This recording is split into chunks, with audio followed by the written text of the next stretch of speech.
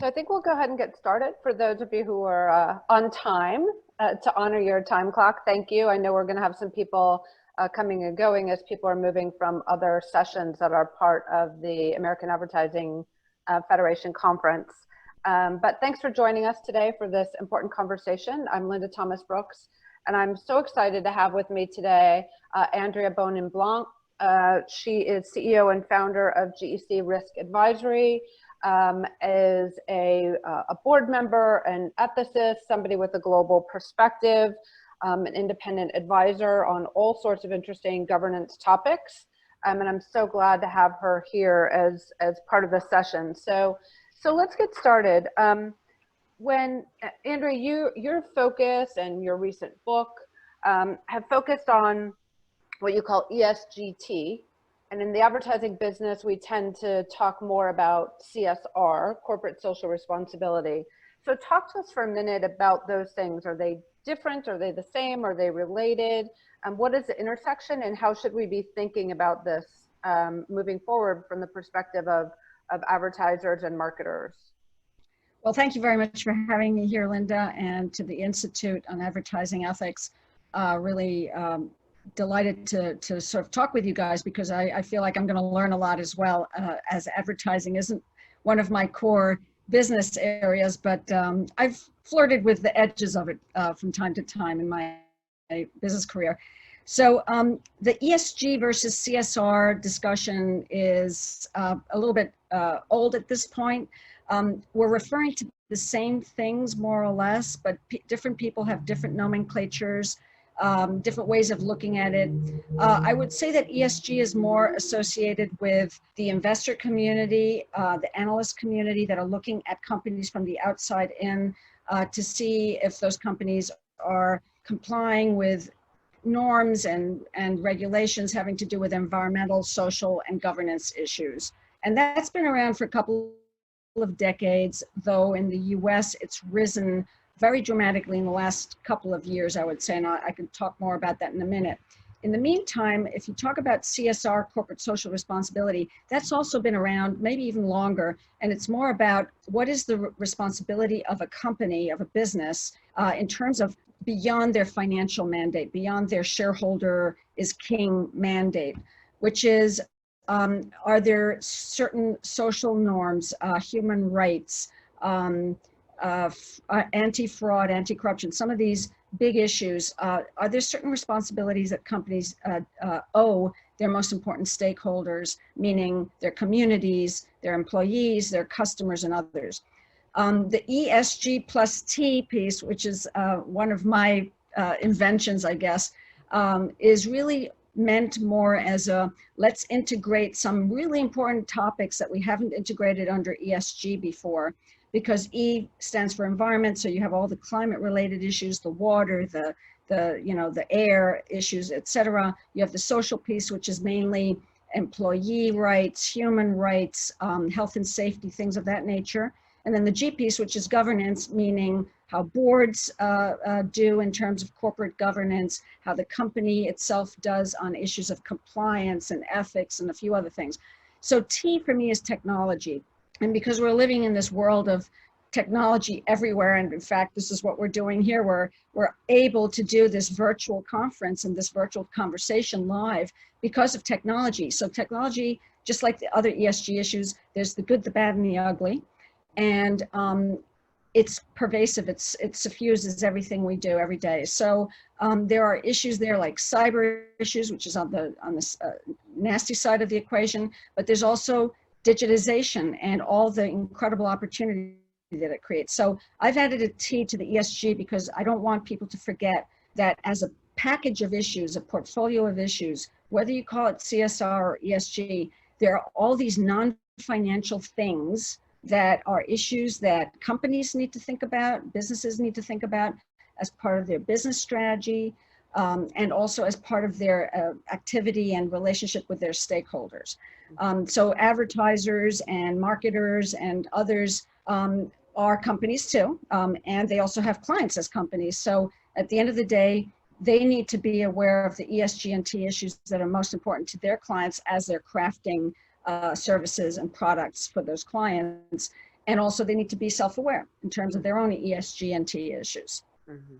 And in the beginning, I feel like companies, when they were focused on that, it was really about sort of mitigating risk, right? Let's not get in trouble. Let's not be, let's not have bad practices. And now I think people are starting to see that there's a benefit, right? That all these dots between their corporate behavior, their brand values, their message in all kinds of platforms to consumers, these are all connected, right? And there's been immense amount of research. I think Accenture just did another study recently that said brands that have good corporate ESG or good governance are growing twice as fast as other brands. So talk about sort of the real business application of this, and what does this mean for a business growth and forecasts? Yeah. So, my whole career started as a lawyer on Wall Street and then as the general counsel for a few companies. And I drifted more and more to these issues because I could see how, I worked as a general counsel for an global electric power company. So we had lots of environmental issues. We had lots of social issues. We had governance and some technology issues. And so I drifted more and more to understanding these intangible issues, if you want to call them that. Brand is an intangible, but it has a major impact on the value of a company. And so do all of these issues that help a brand to be valuable or not so valuable. And the reputation risk and reputation opportunity that exists with that is really important. And so for me, throughout my career, and now as a consultant helping companies, looking from the outside and helping companies with these kinds of issues, we have to get the people who are talking about the risks to also think about the opportunities. We have to get the business people all the way up to the board level to think about risks as opportunities. It's almost like two sides of the same coin. And so I wrote a book recently called Gloom to Boom: How Leaders Transform Risk into Resilience and Value. And my whole point, my whole sort of focus there was to get the business people who are really single-minded on the financial results pretty much, to think about these other issues that are on the periphery but have a major impact on the reputation, on the brand value, et cetera. Because if you are in oil and gas giant, for example, and you have a major spill and you aren't prepared to deal with that spill, that's hitting your brand, that's hitting your reputation in a really detrimental way. On the other hand, if you're an oil and gas company that has a really good plan in place because you've had an ESG program and you think about the risk, you also think about the opportunity that comes with having the resilience and the plan to deal with your stakeholders, to do the cleanup, to deal with the media, et cetera, when the time comes. And so for me, it's a combination of lessening your damage if something goes wrong, but also creating more valuable products and services because you're embedding resilience and reputational opportunity into those, so that when something happens, you don't get hit as hard. So this is an area that's really hard to quantify, and this is the holy grail of business is what you know what you can measure, right? But you don't know what you can't measure. And so this is an area, and I suspect that people in advertising and marketing struggle with the same concept, that it's very hard to measure certain things, especially value. Now, you mentioned the Accenture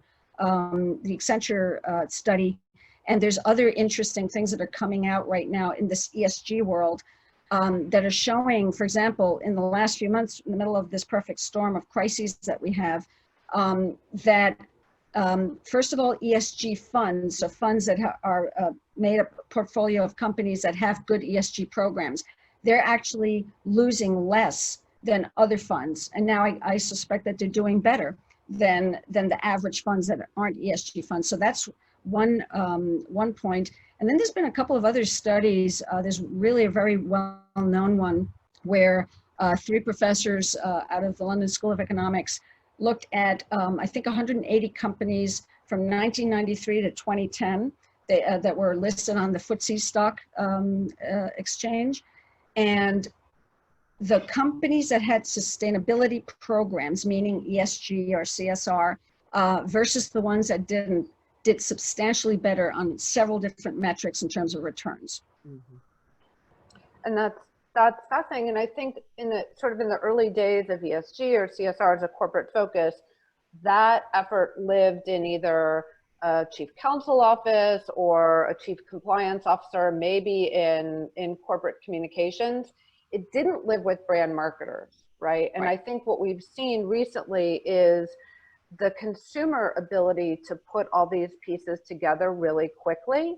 So that's where your brand value has to come to life, and all these pieces need to be connected. Because if you go out with an advertising message that says one thing and your corporate behavior is evidence of something else, it's going to take about 12 seconds for Twitter to blow up on you, right? Exactly. So talk about where those efforts live and how should marketing people think about integrating those efforts as part of their emphasis.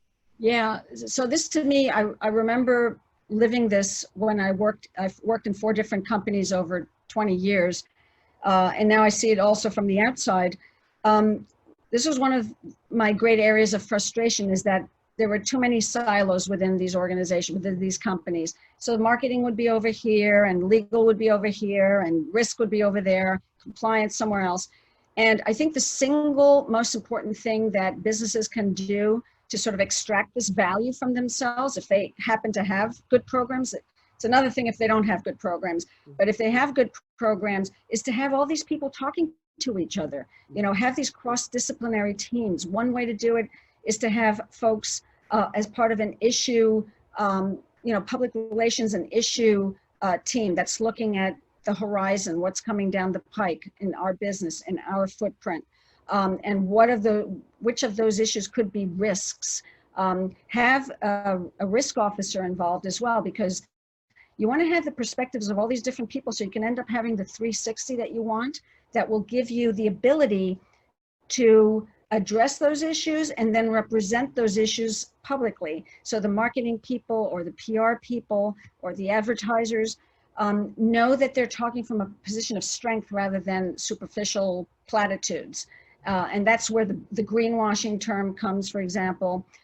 Companies that really don't take this stuff seriously, and I've been in one of those companies where they have a global corporate responsibility program, and it looks so pretty on a brochure because that's what they hand over to their big client who they have in their supply chain, because to qualify to get the business, they need to show that they have the corporate responsibility. And frequently all they have is a nice little community program that they overblow.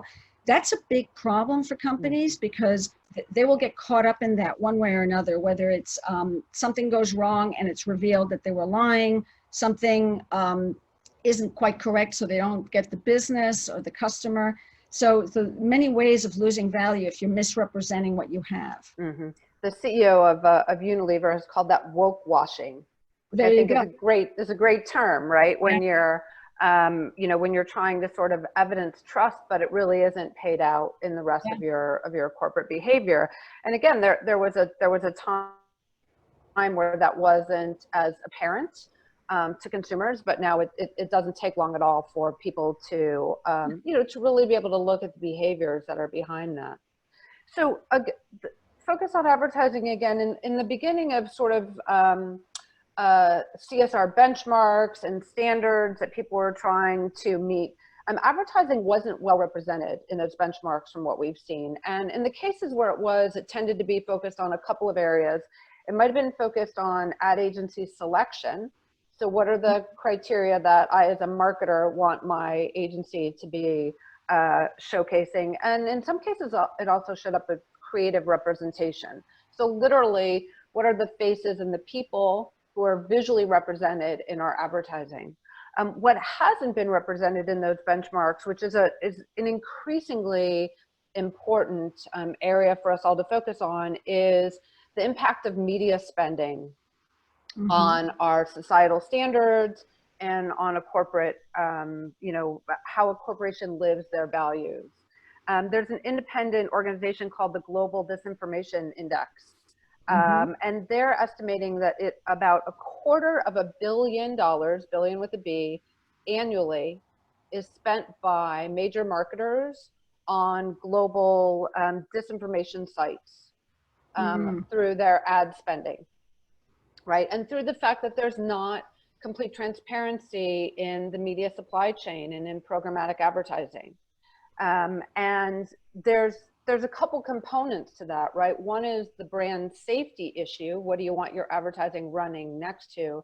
And the other is the impact of your media dollars. Literally, what are your dollars supporting in the ad marketplace? Do we as marketers want to support credible information, or do we want to support sort of a variety of things that are going out there? And the responsibility, people really have segmented it into a couple of things: misinformation, disinformation, and malinformation, right?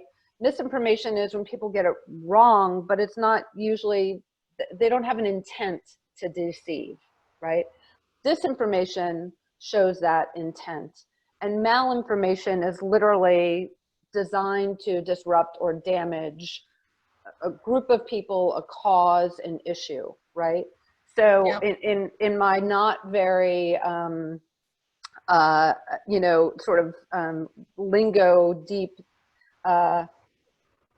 way to describe that, it ranges from sort of, mistakenly bad to really, really, really bad and really damaging, right?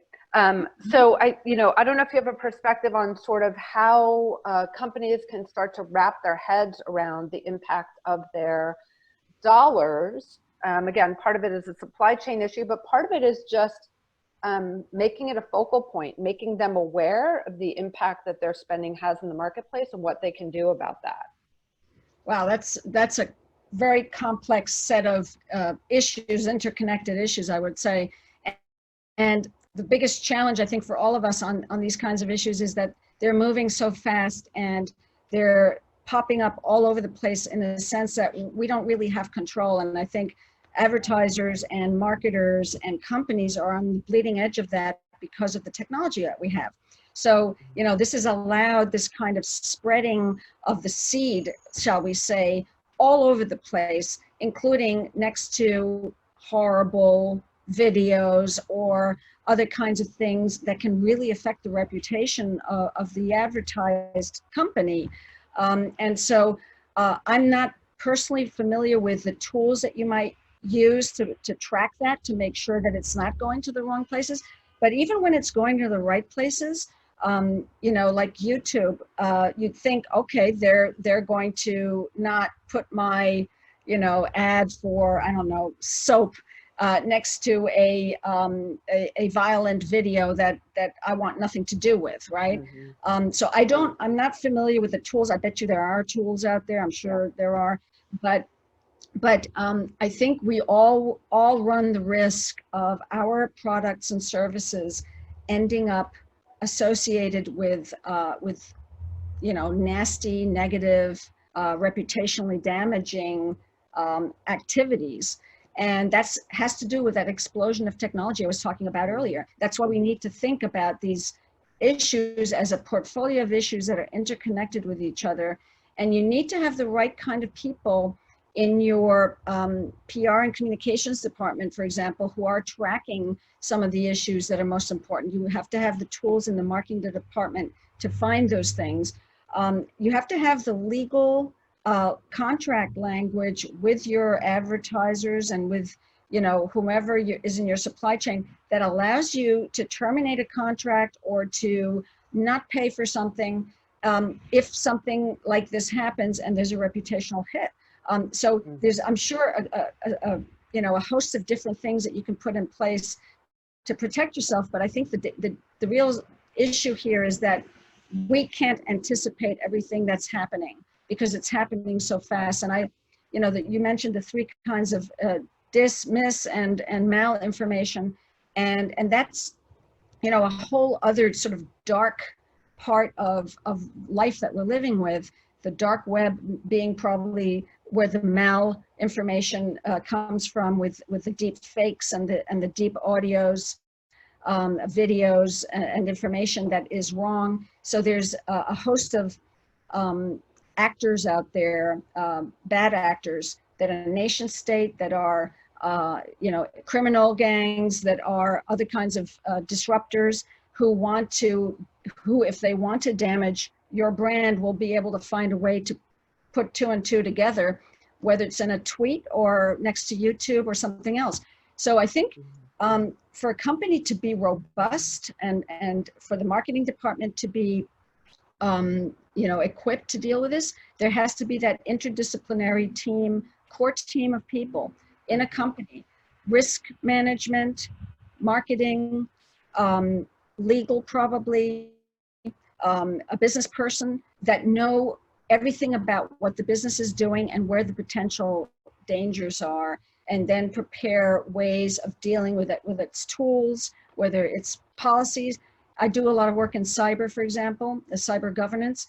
And one of the big things that that I preach and others do is one of the best defenses to a cyber attack is to have a really good cyber hygiene within the company, which means that people are trained, people are educated, they're sent false phishing emails to see if they're going to click on it. And if they do, then they get reprimanded and say, don't click on a phone, So there are tricks of the trade that we can develop within companies to prepare for these kinds of things. But the truth is you have to have very good crisis management in place as well, because the thing can happen and you better be prepared to deal with it. Right. And part of it sounds like it's just sort of the intentionality, right? Of knowing about it, paying attention to it, focusing on it.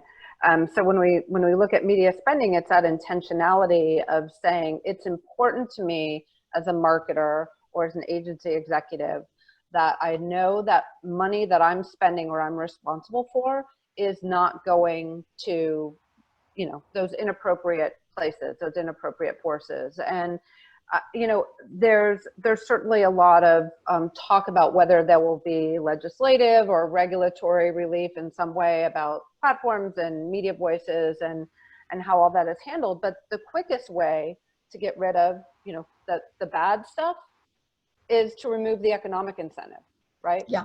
So if there's $250 million probably on the short side going to fund those sources, and you remove that economic incentive, that's not going to solve all the problems, but it certainly helps. And it certainly, again, for corporations that are paying attention to these ESG principles, allows them to put their money where their mouth is, right? Allows them to say, we don't want our money, our support to go to these voices that are out there, right? And I've had marketers, go ahead. I was just going to say, then put teeth into that through your legal contracts that require metrics to prove where these things are going, and then if they're not living up to their commitments, then back to your point, economic incentive, have the ability to terminate or retreat from the contract, whatever it is that's necessary, and then find a better provider of services. Yeah, and I think you're more corporate responsibility, more corporately responsible as a supplier, basically. Right. Yeah, and your point that it takes an interdisciplinary team is really important, because I've had marketers say to me things like, well, my agency is doing a white list, of sites where my advertising is going. And for big advertisers, number one, that's really impractical for people who are spending millions or hundreds of millions of dollars in advertising. It's probably going to take some, combination of really intelligent AI and human curation, legal representation, et cetera, to put those pieces together. And what I find myself reminding marketers all the time is that the bad guys did not register the domain badguys.com, right? So you look at a list of sites where your advertising is running, and for instance, one of the sort of current tricks of misinformation sites is that they're using domains that look like their local media stations, right? So they have some call letters and, WABC12.com. And if you were looking at that as a whitelist, you would say that's clearly a local news site, right? Except they're not, right? Yeah. And there's scores and scores of those tricks that are being used, but that element of having a junior agency staffer eyeball the list is not going to catch that. It's a very sophisticated game these people are playing. Yeah, absolutely. And I think your point about AI and having intelligent AI assisting you in finding some of these sites obviously would be one of those tools that you're talking about that hopefully are becoming available for people to be able to vet those kinds of sites. But again, I'm not familiar with exactly how that's done. But I agree with you. I don't think any one person, whether they're junior or senior, can really do this alone. I think this is a group effort. It's a team effort.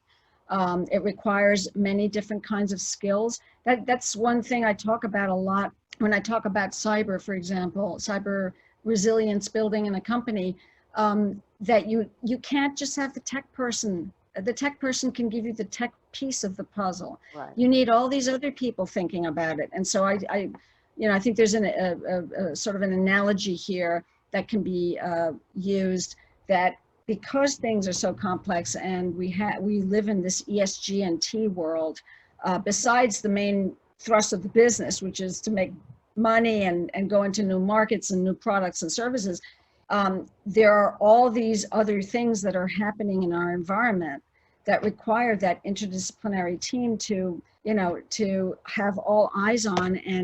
And one way that I think companies that do it well go about this is to have a strong enterprise risk management program in place inside the company with a savvy professional chief risk officer who then turns to that interdisciplinary team of people to understand what are the risks of our organization. It's not just about the risk people deciding what's a risk. It's the risk people going to all the other people within the organization and outside to do the due diligence to understand what are our greatest risks, and then identify the high priority, high likelihood, high impact kinds of risks, and then have task forces created within the company, sometimes with assistance from the outside, to understand, mitigate, and resolve to those risks. And I think the same perspective applies here. This would be one of those risks potentially, the risk of advertising money and presence in the wrong places, being wasted, being, what's the word I'm going to flush down the toilet? Basically, corporate resource being totally misused and potentially coming back to bite. Because you don't have the right kind of people looking at where those issues are. And every company is going to be different. Every business is different, has a different footprint. But I think the constant is having that 360 view on the issue for the business. Mm-hmm.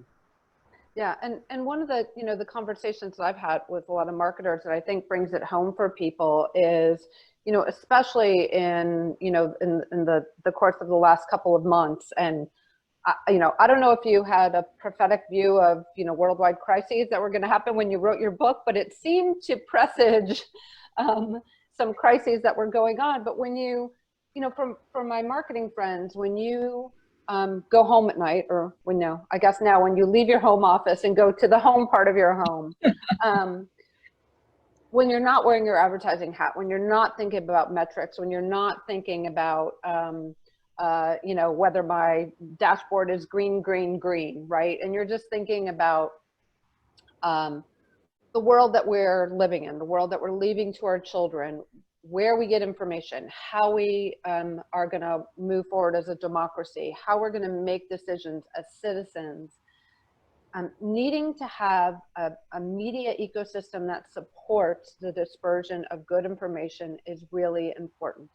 And I think everybody acknowledges that. And so then when you go back to your office to think about how those things are linked, where you spend your money, if you're an advertiser, creates the world that we're all going to live in, right? And it's a very simple cause and effect. Now, how to fix it is not as simple, and it includes all those things. And I saw a question just pop up about programmatic and the fact that the supply chain within programmatic is not transparent. That's absolutely a big part of the problem. There's a lot of different tech people trying to solve that. But before you can solve it from the tech standpoint, marketers have to uniformly stand up and say, this is important. This is not a detail of my programmatic advertising, contract that procurement is going to sign. This is a fundamental issue about how we're going to move forward as a corporation, and it's important, and we're committed to trying to get it right, or at least move in the direction of getting it right, because it's important to our overall corporate values.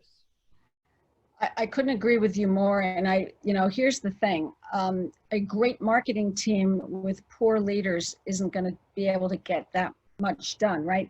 So talking about actual responsibility, social responsibility, and we're living in a moment of great change and challenge. And we could go, we're at a fork in the road. And I'm not sure exactly which way we're going to go. But the point is, we all have to bring our values to the table, and it becomes very, very challenging if you're in an organization, and I'm going to be very blunt, where the CEO really doesn't give a rat's ass about ESG or corporate responsibility. It's all about making the money.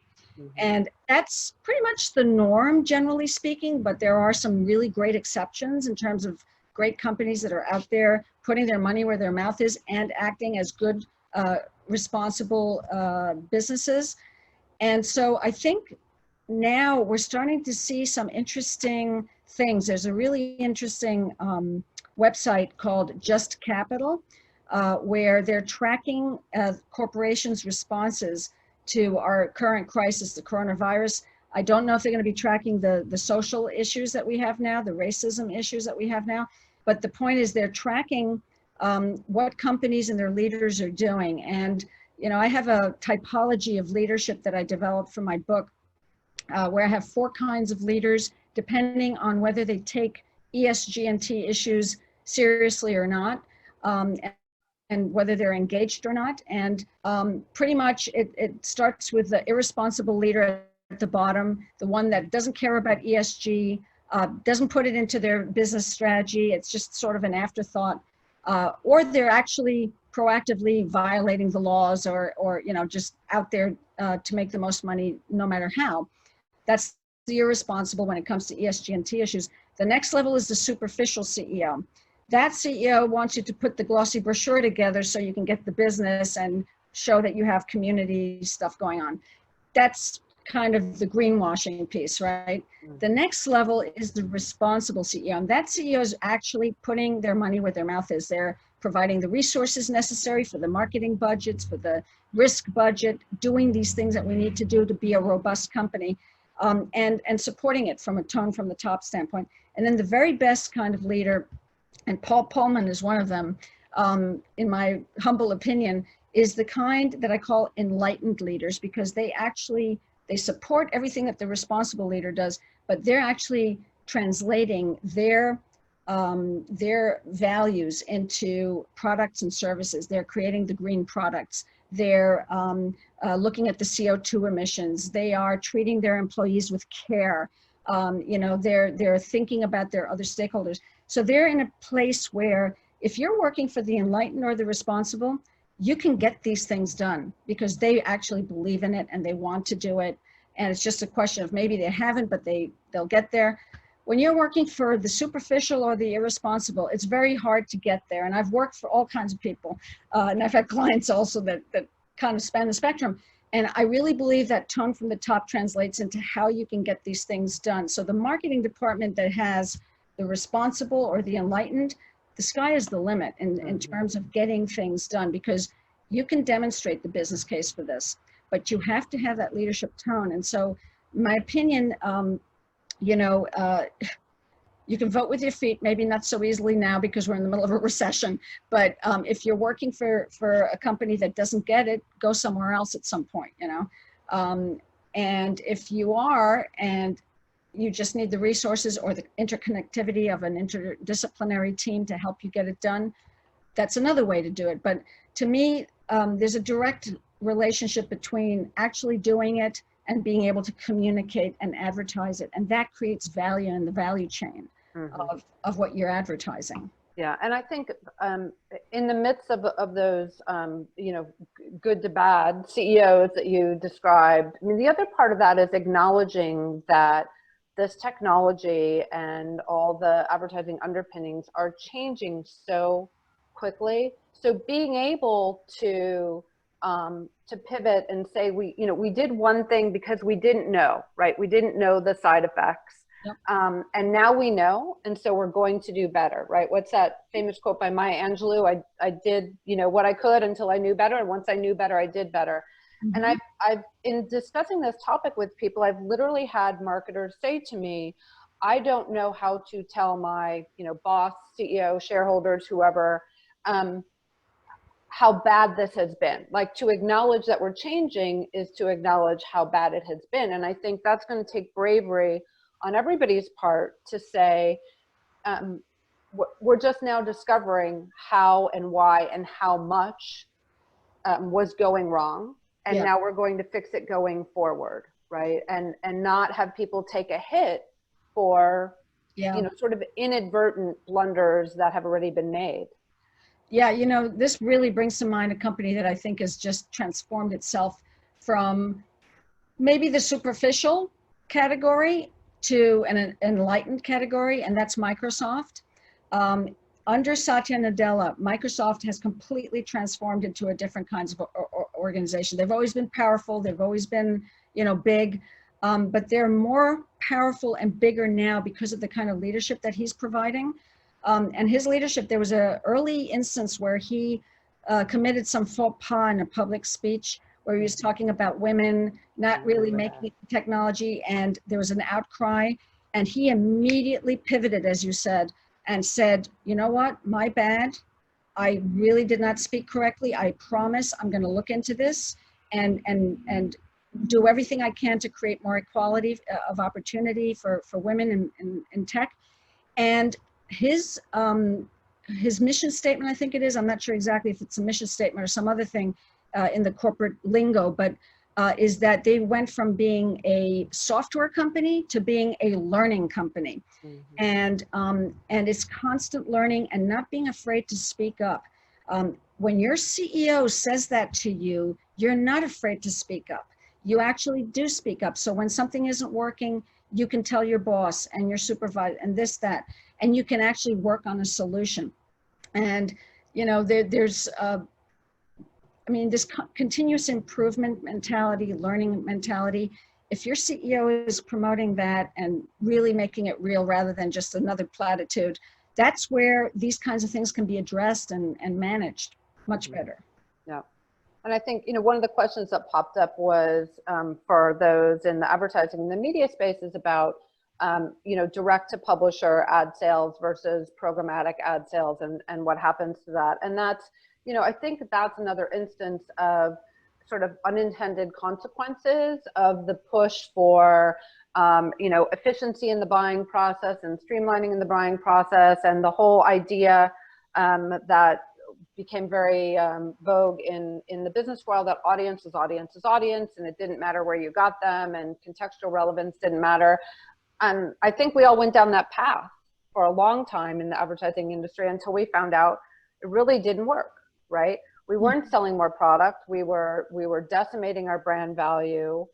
We were chasing, sort of last click efficiency at the expense of everything further up the funnel. And we were essentially spending lots of money for lots of stops in the tech stack that added no value from a marketer standpoint. Didn't end up being working media. It was a tax on all those impressions. And so, I think there's a lot of work that needs to be done in that. And there are certainly enlightened agency people as well as enlightened marketers who are looking at that. But I think the progress has been way too slow, right? People kind of got into this belief that it was going to be too disruptive to their day-to-day business to stop any of that. And I think we need to take a much more thoughtful approach to that. But changing business practice is hard. It's very hard, but we're in the middle of a disruption right now, a mega crisis, right? And there's never a better opportunity to change business practices or sort of re-examine what you've always been doing. And here we are having this conference via Zoom, right? Mm-hmm. If we didn't have the pandemic, we would probably be sitting somewhere in Manhattan, right? In a conference room or something. And I suspect that after this period of time, we're going to end up doing more of a hybrid kind of a solution. Less people will be going to work every single day from 9 to 5. So there's some major disruption taking place. which is going to disrupt the way we do things in business from here going forward, which gives everybody an opportunity to take a look at how they've been doing things and how they can do things better.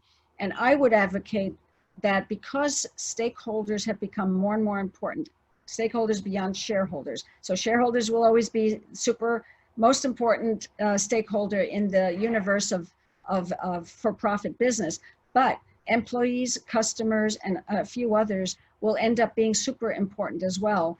And I think the businesses that look at themselves now vis-a-vis the future, that adjust things, open things, think about more ethical ways of doing things, more constructive, transparent ways of doing things, can actually gain some major competitive advantage here. I will mention actually one of the, it's not advertising related, but something that was quite interesting. I teach a course on cyber risk and resilience at NYU, and I was in the middle of the semester when we all had to go virtual on Zoom. We ended up doing the course on Zoom for the half of the semester. And then there were all these big issues that came out about Zoom bombing and all these problems, and are they, properly secure? And their CEO, and I don't know what the answer is, but their CEO came out right up front and said, yes, we have problems, we're sorry, we're gonna do better, we're gonna put more encryption, da, da, da, da, da. That CEO jumped on a crisis that he was having. It was a growth crisis, but it was also a crisis of potential reputation and brand value disappearing if he didn't do anything. And he got out in front of it, and he continues there. The company continues to grow. It's still a story that's unfolding, but that kind of pivoting and transparency is going to really help companies be more, I think, more agile for this coming time, which is going to continue to be a high risk time. There's going to be another pandemic in 5 years. I can guarantee that. There'll be a cyber attack somewhere, somehow. There's all kinds of geopolitical change taking place. We need to be nimble with these risks, and we need to have people in our organizations that are thinking about this stuff. And the CEOs and the leaders and the boards have to allow this to be part of the portfolio of what goes on in a company, because otherwise you're going to be out of business one day soon. Right. I think you're right. Sort of like, never let a good crisis go to waste, right? I mean, there were a lot of things that we said, oh, we could never do our business that way until we had to, and then we did.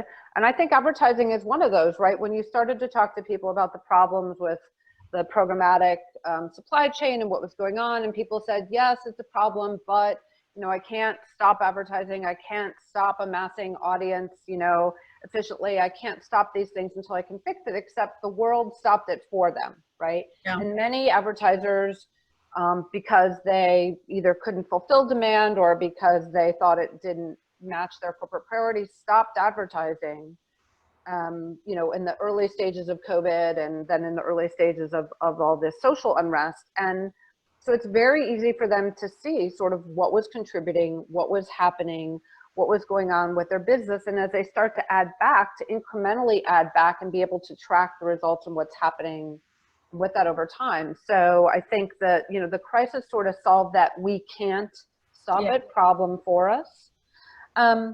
So Andrea, talk about, for folks who are with us today, and one of the questions popped up about, you can't just have a sort of woke, they didn't use that word, that's me, CEO, right? It needs to be throughout the company. Sure. So let's say we have people with us today who are in charge of advertising or in charge of marketing, or who work as a supplier in an ad agency to a marketer. How did they get other people to believe this is important? How did they go get backing for this? Right? Everybody wants to go to bed at night and feel like I did something that mattered in the broad scheme. How do you recommend they get support sort of up the organization? I'll use some analogies from my own experience, which, when you can't find the support directly, find it indirectly. So when I was building ethics and compliance programs for companies as a corporate executive, I didn't always have the right CEO that I reported to or that was in charge of the organization.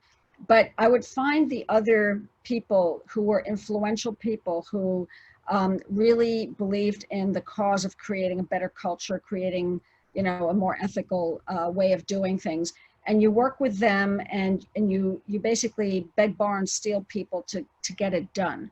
That doesn't you know, answer the question of where you get your resources or your budget or what have you. So I think it's a very tricky situation, and it really goes back to what I was saying before, which is the tone set at the very top really does trickle down into the rest of the organization. And if you have the wrong kind of person who's running the organization overall, the other people, there can be some really good people and divisions and teams who are trying to do the right thing, and they may actually accomplish that in their area, but it won't be a pervasive thing necessarily. And you know, that's where you vote with your feet if you can at some point. However, I think there are ways to make a business case, and you have to work hard at it. And I remember one of my companies was a global company based out of Europe, where they wanted me to create the ethics and compliance program in the Americas, but didn't really care about the rest of the world. And that's not the way you build an ethics and compliance program. You need to have a code of conduct that works for everyone. And there was a specific summer where there were several major scandals in the country of the headquarters of this company, where it was just devastating for the other corporations that were you know, in the scandals. So I used that as my business case. Do you want to be them? Don't you want to be better? Do you want to have the competitive advantage of being the good guy? And they actually listened to me, and we ended up creating a global program. I oversimplify, but I think you have to be diplomatic. You have to find your allies. You have to avoid the ones that aren't allies. And hopefully you have a CEO who's convincible, who can go from being the superficial CEO to the responsible CEO. So there are opportunities to demonstrate. And I think the business case has to be made. But I think also this situational awareness that ESG and T issues of where are we doing business, how are we doing business, who are our stakeholders, how will we keep their trust or lose their trust, that has to be part of the dialogue. We can't just do everything with metrics. We have to do things qualitatively with some analysis, some judgment about our organizations. It's not all about AI, it's also about HI, human intelligence. We need to, you know, the thing that AI doesn't have that we have, at least for now, is judgment, you know, is the ability to sort of weigh the, you know, some of us who have reached certain ages can say, well, we have an accumulation of experience that allows us to make decisions maybe a little faster than we did when we were 20 years younger or 30 years younger. So the point is human judgment, human intelligence, qualitative reasoning has to be part of this. And making a business case is part of that, and bringing in people, being a diplomat, bringing people into the fold of why this makes sense. So I know that goes contra with, you can't measure what you can't, whatever the expression is. It's clear that I'm not a mathematician. Yeah, but I think that that, you know, for organizations that are always focused on benchmarks and business case, the thing to remember is that money talks, right? Money talks when you're looking at results. Money talks when you're looking at your corporate revenue and profitability, and money talks when we're looking at the world that we're creating. And just sort of as we wrap, I wanted to say to people, the sort of subhead that we put on this when we started talking about this panel is saving the world one media dollar at a time, right? As marketers and advertisers, we represent billions and billions and billions of dollars going into the media ecosystem, and where and how and why we spend that money is creating the world that we live in. So when you go to bed at night, if you want to think about how to save the world, think about where your media dollars are. So thank you for those who joined, who submitted questions. I think most of you, many of you have talked about ethics with us before. Andrea's information, as well as mine, our Twitter handles are on the promotions that you got for this conference. Feel free to reach out. I'd love to continue the conversation, and I'd love to see how we can really make meaningful difference that matters to everybody. So thanks for spending the time to think about it today. And Andrea, thank you so much for lending your expertise. Well, thank you so much for having me, Linda, and delighted to be here. And may ethics continue to rock. Great. Thanks, everyone. Have a great day. Take care, everyone.